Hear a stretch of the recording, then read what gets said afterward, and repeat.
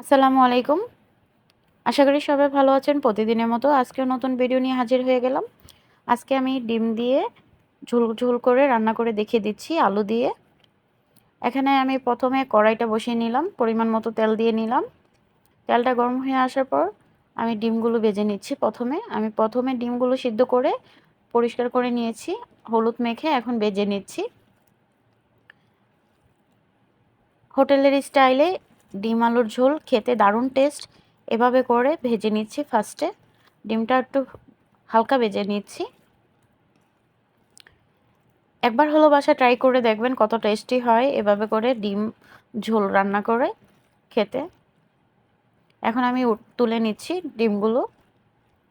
আর এখন আমি পেঁয়াজ কুচি দিয়ে পেঁয়াজটা হালকা ভেজে নিচ্ছি।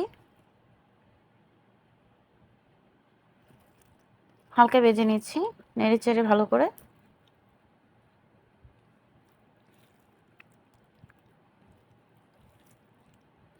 এখন দিয়ে দিচ্ছি পরিমাণ মতো লবণ দিয়ে আমি নেড়ে চেড়ে আবারও ভেজে নিচ্ছি।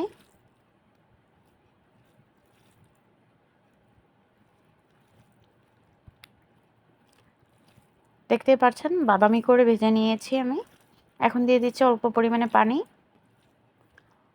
আর এখন দিয়ে দিব হলুদ গুঁড়ো পরিমাণ মতো, মরিচ গুঁড়ো।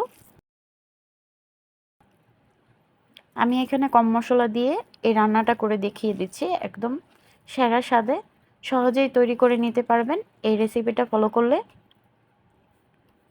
আমি ভালো করে কষিয়ে নিয়েছি, এখন আলুগুলো ভালো করে কষিয়ে নেব।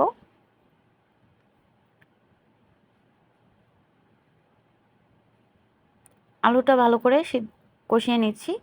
একটু সিদ্ধ হওয়ার জন্য ঢাকনা দিয়ে ঢেকে দিচ্ছি।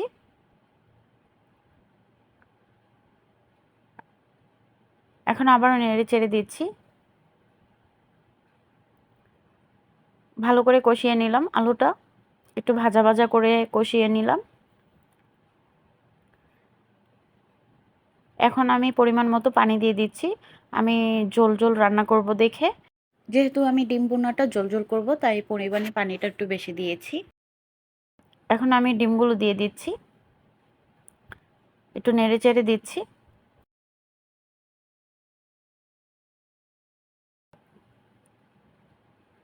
এভাবে করে আমার এই রেসিপিটা একবার করে ট্রাই করে দেখবেন কত টেস্ট হয়।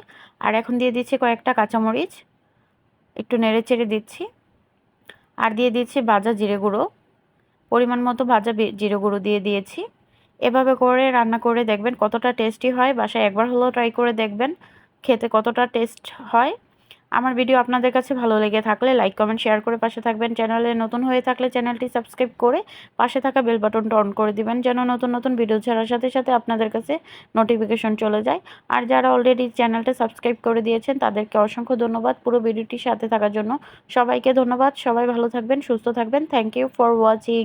আল্লাহ হাফেজ।